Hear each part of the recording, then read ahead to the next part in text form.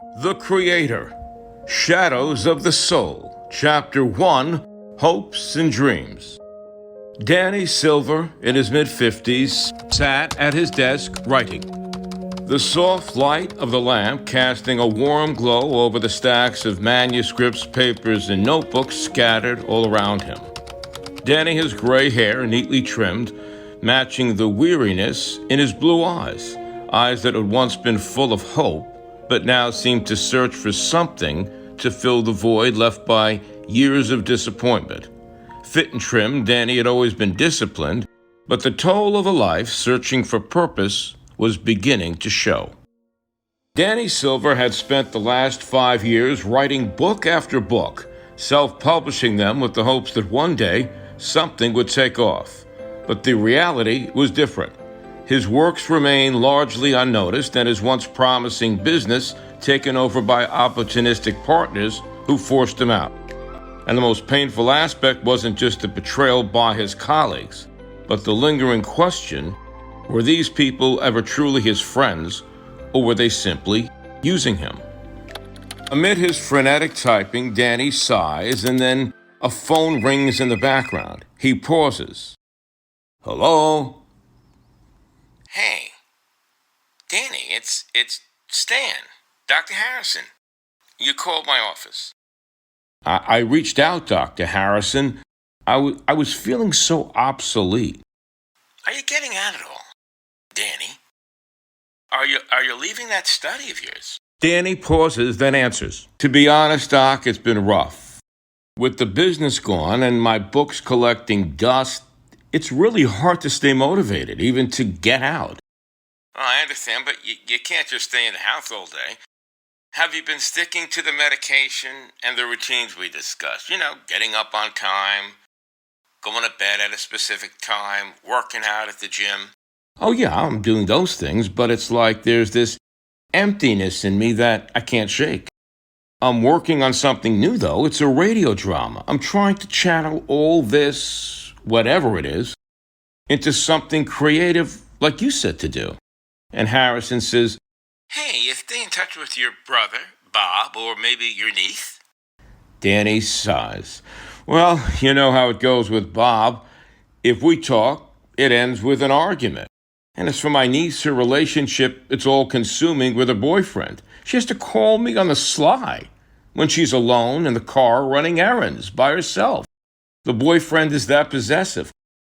But you know, I have done something positive. I've signed up to volunteer at a food bank, and then there's also these radio dramas that I've begun to write. And Dr. Harrison says, Well, that's a good step. Volunteering certainly helps, and creativity can be a powerful outlet. It can help you heal. Just remember to keep up with your appointments with me, and don't hesitate to call in the meanwhile if you need to talk. And Danny says, well, thanks, Stan. I think I'll keep that in mind. The call ends and the typing continues. The endless, frenetic work that's been going on now for years. Danny ever committed to writing something that will put him back into relevance. The scene shifts to a quiet cafe in town. There's the ambient noise of soft chatter and clinking dishes. Danny is meeting with his former office manager, Tricia. Tricia is in her early 30s, tall, slim, with a sharp mind and a keen sense of humor.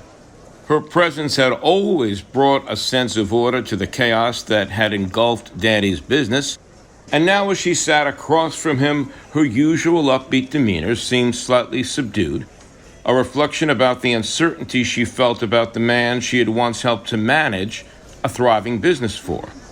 Tricia, friendly and upbeat, but still guarded, says, you know, we miss you at the office a lot. Things just aren't the same. It's like we're all waiting for a signal to move forward. And Danny laughed slightly. I think we're all looking for a signal to move forward. All of us except for the partners who forced me out. And I'm sure you will just have to move on like everybody else. You and David, the IT guy, and you all should. And by the way, I'm trying to move forward too. I've got this new project I'm working on. Tricia raises an eyebrow. Oh, another book? No, not this time. I'm writing a radio drama now. It's different. There's this character I've created, and she's starting to feel real. More real than anything else I've ever written, maybe more real than even the people in my life. Tricia says, real? Well, how so? Well, she's strong and independent, but there's something about her. I just don't know how to describe it. It's like she's more than just a character. She's becoming more. Tricia smiles. Danny, you've always had a vivid imagination, and maybe she's what you need right now, someone to help you find your way back. By the way, that girl I try to fix you up with, are you dating her or are you going out at all on dates? And Danny's thoughtful. Well, not really, to be honest. I kind of took a break after one or two dates in general. Maybe it's just that I'm not ready for it. It's certainly not the girl. It's that I'm not in that kind of headspace right now. The ambient noise fades away as the two continue to talk, but the focus shifts back to Danny's thoughts. The fictional woman he mentioned, she's there. As vivid as the people he sees in the cafe, as vivid as the people he runs into every day. But this mysterious woman from his radio drama, she is different. The woman he couldn't find in real life, and that's what scares him. He returns to his study and the book. It's an interesting situation. The book is about a writer who falls in love with a mysterious female character he's writing about. Only Danny finds that he himself has fallen in love with this mysterious woman. And they, in turn, have some kind of fantastical connection, as if he himself has stepped into the shoes of the fictional writer that he's created in the drama. The sound of typing fills the room again, but now there's a subtle tension in the air. Danny pauses, staring at the screen. He can nearly see the mysterious woman. He certainly feels her character. And he asks aloud, rhetorically, "Who are you?" Then he looks at his script and he's shocked. Page after page of description that he has no recollection of even writing. He reads aloud from the script. I am everything you've ever wanted but never had. I am the strength you seek, the independence you admire, the love you've lost. I am real, but I exist for now only in your mind, on the fictional side of the two worlds that you inhabit. Danny pauses, the weight of his words sinking in. Real? Only in my mind? As he speaks, the image of the mysterious woman forms in his imagination.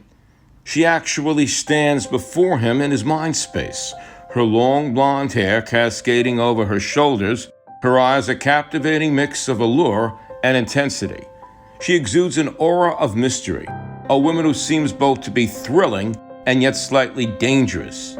There's a deep sense of loyalty in her gaze, a strength that reassures him, however, even if it keeps him on edge. For a brief moment, he's lost in the vision of her, this compelling figure who offers both excitement and unwavering support, a presence that feels almost tangible, even though he knows she exists only in his mind. The phone ringing interrupts his thoughts. Hello? It's his ex-girlfriend, Teresa. Hey, it's me. I was worried about you. And you do sound off. Even the last time, too, we talked. Everything okay? In Danny's mind, Teresa's image flickers, a woman of multi-ethnic heritage, tall and beautiful, with almond-shaped eyes and a radiant smile that once had captivated him. But behind her cheery disposition lays the pain of betrayal, a wound that never fully healed. Oh, me? Well, I'm just fine. I'm just caught up in this new book, this new project. There's a character, and she feels so real. Like, too real.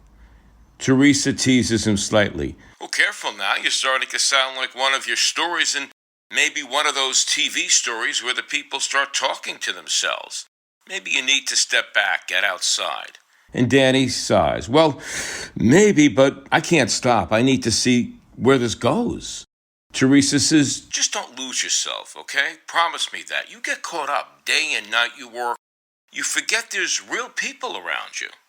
Danny answers, Teresa, we've been through this before, and it doesn't mean you were right to do what you did.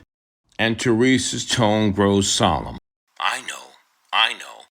Just promise me that you won't get caught up in the book like you did when we were together. You'd never talk to me. You'd never go anywhere. Stay in the house all day long before that computer. Remember that you can't meet people sitting in the house and typing a book. And even if you do, she won't stick around if you ignore her. Women, relationships, they need attention. And Danny, itching to return to his work, says, in a distracted tone, I promise. The call ends and the scene closes with the sound of Danny typing again. This time more cautiously, as if he's aware of something or someone watching him.